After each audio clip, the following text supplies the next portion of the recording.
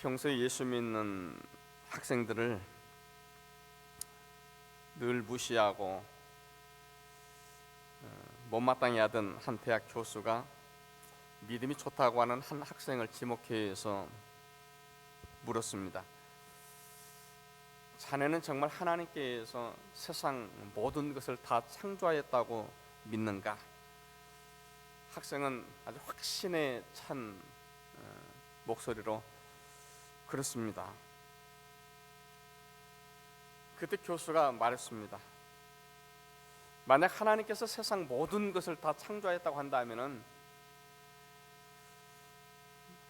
이 세상에 있는 악도 하나님께서 창조하였겠네.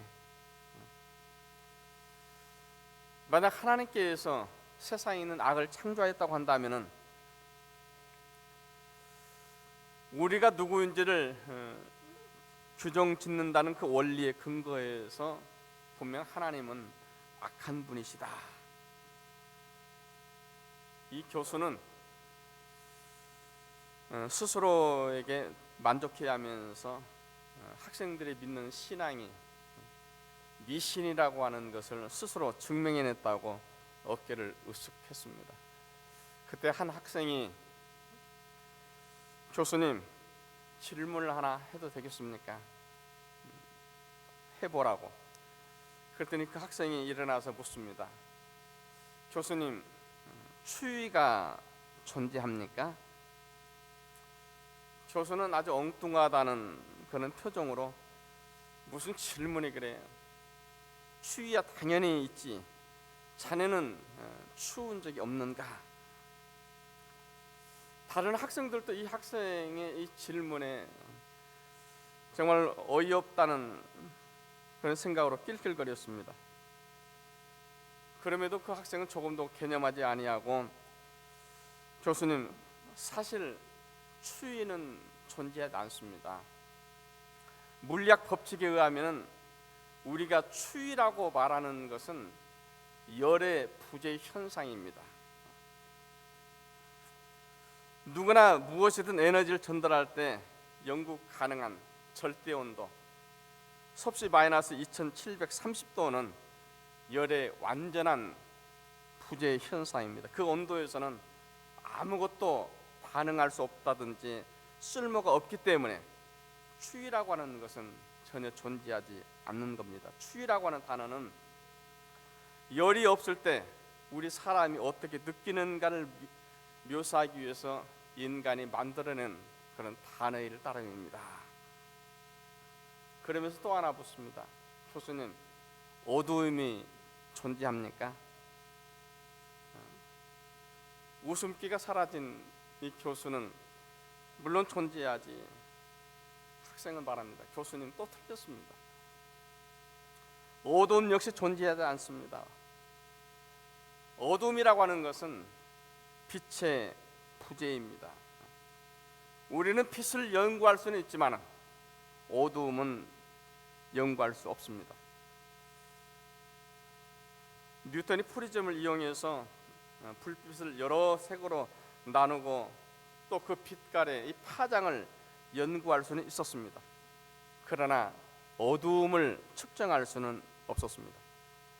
조그만 한 줄기 빛으로 어두움을 깨고 빛을 밝힐 수는 있습니다. 그러나 그 장소가 얼마나 어두운지 그것을 측정할 수는 없습니다. 우리가 측정할 수 있는 것은 오직 빛의 양만을 측정합니다. 어둠이라고 하는 것 역시도 사람이 만들어낸 용어일 따름입니다. 이 학생이 교수에게 다시 묻습니다. 교수님, 악이 정말 존재합니까? 이 학생의 계속되는 질문에 이제 이 교수는 자신 없는 목소리로 물론이지. 이미 말한 대로 자네는 매일 뉴스를 통해서 이 세상이 얼마나 악한지, 얼마나 인간이 잔인하고 범죄와 폭력이 많은지 보지 않나. 이것을 악이라고 다른 어떤 표현을 할 수 있겠는가? 학생이 말합니다. 교수님, 악은 존재하지 않거나 스스로 존재하지 않습니다. 악이라고 하는 것은 하나님의 부재입니다. 마치 어두움과 추위와 같이 하나님의 부재를 묘사하기 위해서 인간이 만들어내는 단어일 따름입니다. 하나님께서는 악을 창조하신 적이 없습니다. 악이라고 하는 것은 인간의 마음 속에 하나님이 사랑이 없을 때 나타나는 결과입니다. 하나님께서는 악을 결코 창조하지도 않으셨고, 하나님께서는 지고지순한 선하신 분이실 때문에 하나님은 결코 악한 분이 아니십니다. 이 학생이 아주 정확한 과학적 논리에 의해서 하나님을 설명할 때 교수는 정말 자신의 무지를 깨닫고 흐느끼고 말았습니다. 이 당돌한 학생이 누구인지 아십니까? 20세기 최고의 천재요, 물리학자로 알려진 알버트 아인슈타인이었습니다. 사람의 언어로, 사람의 방법으로 하나님을 증명할 길이 없습니다. 하나님께서는 인간의 증명을 넘어서는 곳에 존재케 하는 그 자체에 있습니다. 피조물 된 인간이 하나님을 증명하려 하는 것이 아니라 존재할 수 있음을 그저 찬양할 따름입니다. 그 하나님께서 오늘 모세에게 하신 말씀을 통해서 우리에게 다시 말씀합니다. 나는 스스로 있는 자 아니라. 모세를 부르시고서 이제 너는 가서 이스라엘 백성들을 구원해내라 말씀하실 때 모세가 묻습니다. 내가 이스라엘 자손에게 가서 너의 조상 하나님 나를 너에게 보내셨다 하면 그들이 내게 묻기를 그의 이름이 무엇이냐 하리니 내가 무엇이라고 말하겠습니까? 그때 하나님께서 하신 말씀이에요. 나는 스스로 있는 자니라. 하나님은 스스로 있는 분이십니다. 그렇기 때문에 우리가 하나님의 이름을 마음대로 정할 수가 없습니다. 그런가 하면 우리가 하나님의 이름을 함부로 부를 수도 없습니다. 그 누구도 아무리 뛰어난 머리가 있는 사람이라도 하나님을 증명할 수는 없습니다. 오늘 말씀 15절에 보면은 하나님께서 모세에게 너희 조상의 하나님 여호와 곧 아브라함의 하나님, 이삭의 하나님, 야곱의 하나님께서 나를 너에게 보내셨다 하라. 이는 나의 영원한 이름이요 대대로 기억할 칭언이라 말씀합니다. 여러분 여기에 보면은 하나님께서 나는 여호와라고 하는 이름을 말씀하신 것을 보게 됩니다. 근데 여러분 여기 여호와라고 하는 이름 자체도 원래는 네 자음으로 되어 있습니다. 자음. 여러분 자음이 뭔 줄 알죠? 기역, 니은, 디귿, 니을. 여러분 이것을 어떻게 읽습니까? 기역, 니은, 디귿, 니을. 여기에 모음, 아가 붙으면 가나, 다라 이렇게 읽습니다. 어가 붙으면 거너, 더러 이렇게 읽을 수 있습니다. 모음이 없이는 자음을 읽을 수가 없습니다. 하나님께서 하나님의 이름을 계시하실 때 그 말씀하셨던 바로 이 여호와라고 하는 이름 역시도 처음에는 그 누구도 읽을 수 없는 거룩한 네 글자였습니다. 나중 성경 번역학자들이 70인역을 번역하면서 주라고 하는 아도나이 이 자음을 붙여서 여호와라고 부르게 된 거예요. 야훼라고 부르게 된 겁니다. 이렇게 하나님의 이름은 그 자체만으로도 신비한 거예요. 그럼에도 불구하고 여호와의 이름은 우리가 영원히 기억해야 될 이름이요 칭호라고 말씀합니다.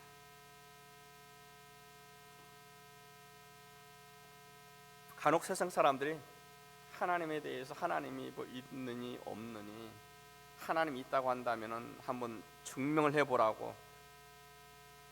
근데 여러분, 하나님을 증명해 보라고 하는 의도 자체가 아주 무식한 처사입니다.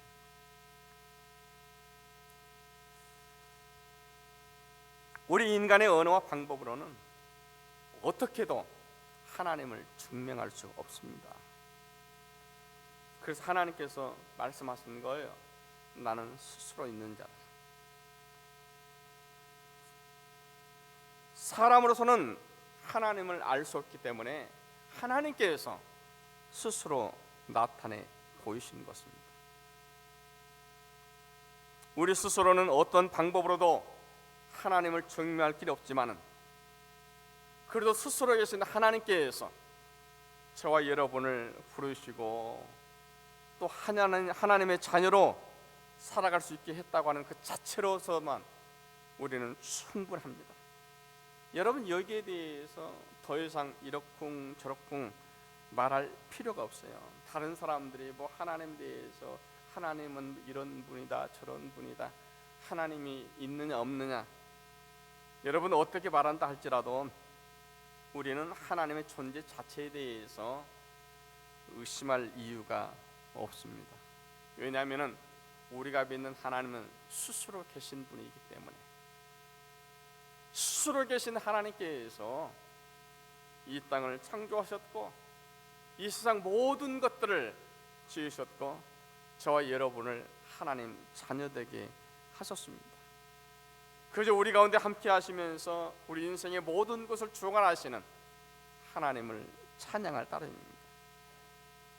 우리가 하나님의 부르심을 입고 하나님의 자녀가 되어서 이 땅 위에서 하나님의 뜻 가운데 살아갈 수 있다고 하는 그 자체가 무한한 영광입니다.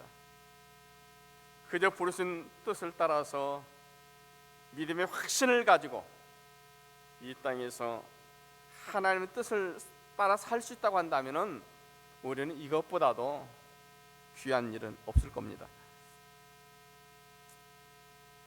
모세는 호렙산에서 장인의 양떼를 치는 가운데 하나님께 부르심을 입었습니다. 여러분, 무엇을 의미할까요? 모세가 장인의 양떼를 치는 가운데 하나님의 부르심을 입었다. 모세가 하나님께 부름을 받을 때는 어떤 특별한 상황 속에서 부름받은 게 아니라고 하는 거예요. 날마다 행하던 똑같은 평상적인 그런 일 속에서 그저 자신이 해야 될 일들을 성실히 행하는 가운데 하나님께 부르심을 입었다고 하는 것입니다. 가끔 하나님의 부르심에 대해서 확신하지 못하는 사람들이 부르심에 대한 확신을 다시 한번 확인해 봐야 되겠다고 그렇게 말하는 분들 계십니다. 그래서 아주 작정 기도도 하고 또 금식 기도도 하고 철야 기도도 하면서 나를 부르신 하나님에 대해서 다시 한번 확인해 보겠다고 하는 거죠. 그런데 성경을 보면은 하나님께서는 사람을 그렇게 부르시지 않았다고 하는 거죠. 오늘 모세를 보니까 그렇습니다. 그저 평소에 하던 일 그대로 아주 성실하게 자신의 일을 행하고 있을 바로 그런 상황 속에 있는 모세를 부르시는 거예요. 어떤 특별한 상황을 만들어서 모세를 부르지 않습니다. 지금도 마찬가지입니다. 여러분, 지금도 하나님께서 있는 그 자리, 우리가 매일매일의 일상생활 속에서 성실한 삶을 살고 있는 바로 그 자리에서 하나님께서 우리를 부르십니다. 오늘 말씀을 보면은요, 모세가 호렙산에서 평소 때와 다름없이 양떼를 치고 있을 때 하나님의 사자가 불꽃 떨기 가운데 나타나는 것을 보게 되어집니다. 떨기나무에 불이 붙었는데 떨기나무가 타지를 않습니다. 정말 희한한 광경을 보면서 모세가 가까이 다가가려 하는데 갑자기 음성이 들립니다. 모세야,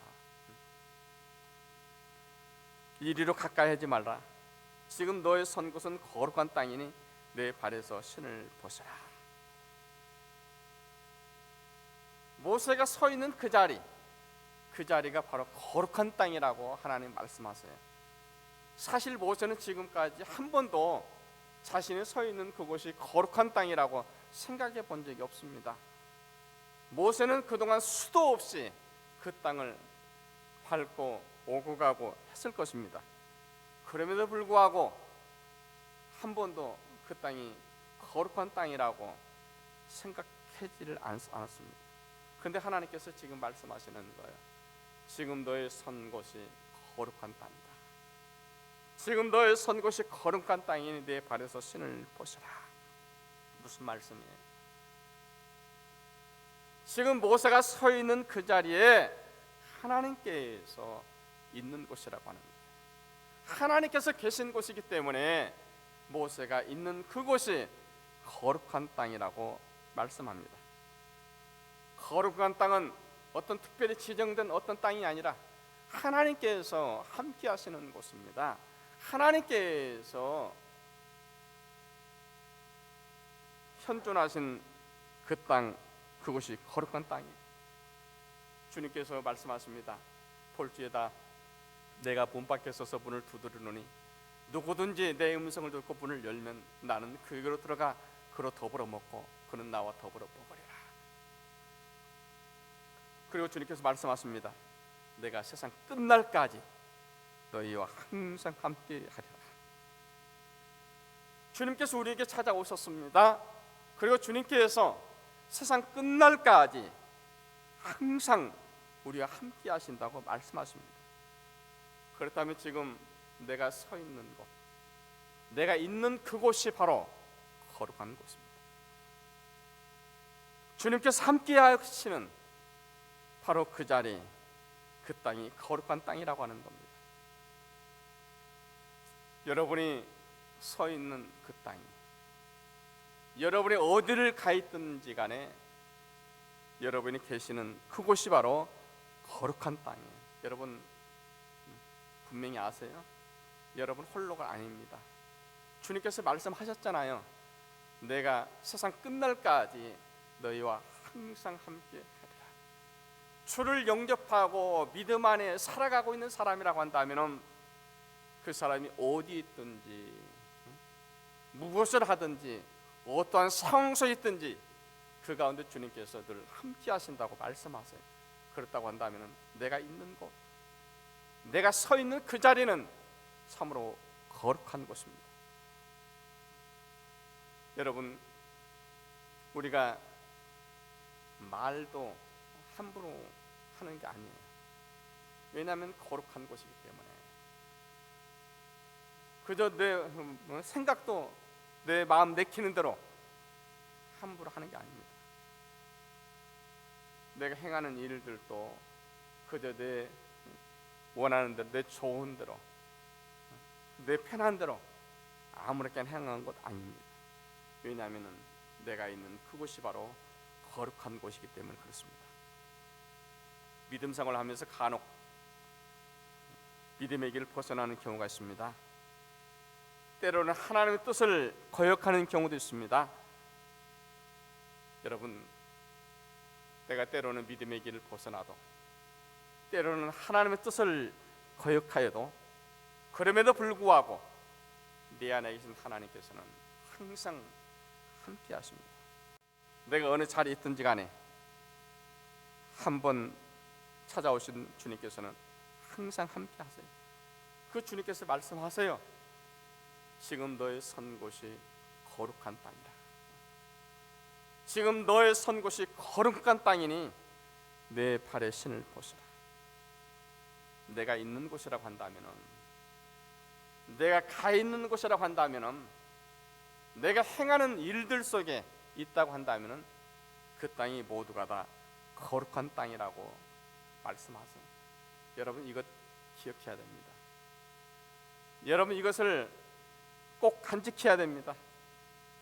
내가 있는 곳이 거룩한 땅입니다. 내가 서 있는 곳이 하나님께서 함께 하시는 곳입니다. 호렙산에서 모세를 부르신 하나님께서 말씀하십니다. 이제 내가 너를 바로에게 보내어 내 백성 이스라엘 자손을 애굽에서 인도하여 내게 하리라. 하나님께서 모세를 부르신 이유가 있었습니다. 내 백성 이스라엘 자손들을 애굽 땅에서 인도하여 내라는 거예요. 하나님께서는 애굽 땅에서 괴롭힘을 당하면서 하나님을 향해 부르짖는 곤고한 삶을 살아가고 있는 이스라엘 자손들의 부르짖음을 들으셨습니다. 그래서 하나님께서 모세를 애굽에 보내셔서 곤고한 인생을 살아가고 있는 그 땅, 그 백성을 구원해내라 말씀하는 거예요.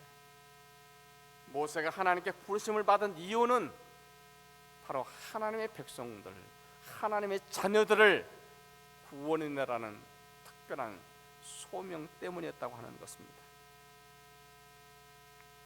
여러분, 모세가 하나님께로부터 특별한 소명을 가지고 부르심을 받았다고 한다면 여러분은 어떻습니까?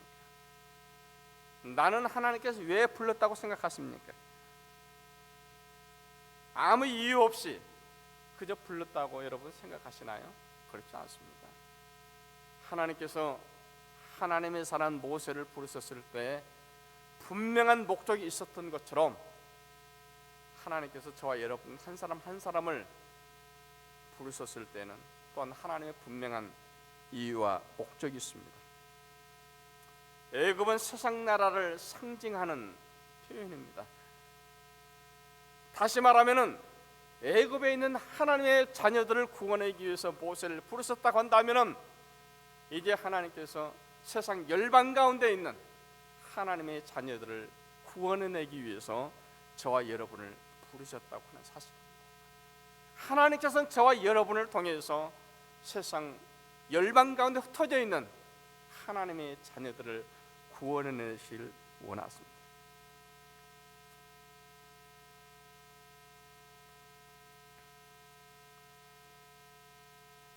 내가 이 세상을 살아가야 될 이유가 분명한 거예요.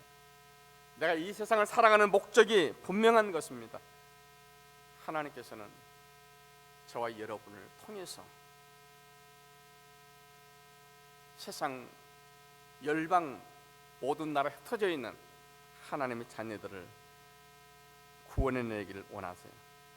여러분, 더 이상 하나님의 이 존재에 대해서 조금도 의심하지 마십시오. 스스로 계신 하나님께서 바로 우리를 부르셨습니다. 내가 무슨 특별한 자격이 있어서가 아니에요. 내가 하나님께 무슨 특별하게 뭐 잘 보였기 때문에 부르시는 게 아니에요. 우리를 위해서 베푸신 예수 그리스도 십자가의 구속의 사랑으로 말미암아서 하나님의 자녀가 되게 하셨습니다.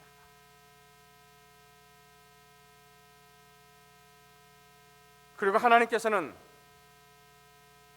정말 불가항력적인 그런 방법으로 우리를 선택하시고 부르시고, 또 정말 하나님께서 바로 저와 여러분을 통해서 정말 이루시고 싶으신 일이 있는 거예요. 세상 가운데서 방황하며 영원한 죽음의 길을 향해 가는 불쌍한 그 영혼들을 향해서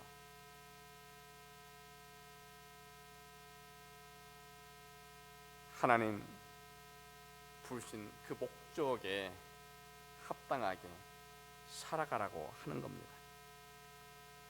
죽어가는 그 영혼들을 향해서 예수 그리스도의 십자가의 구속의 은혜를 말하라고 하는 것입니다.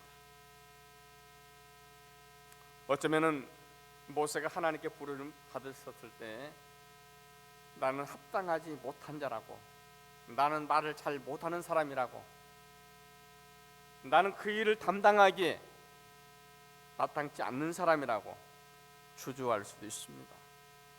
그러나 여러분, 하나님께서는 하나님의 선하신 뜻을 위하여서 우리를 부르셨습니다.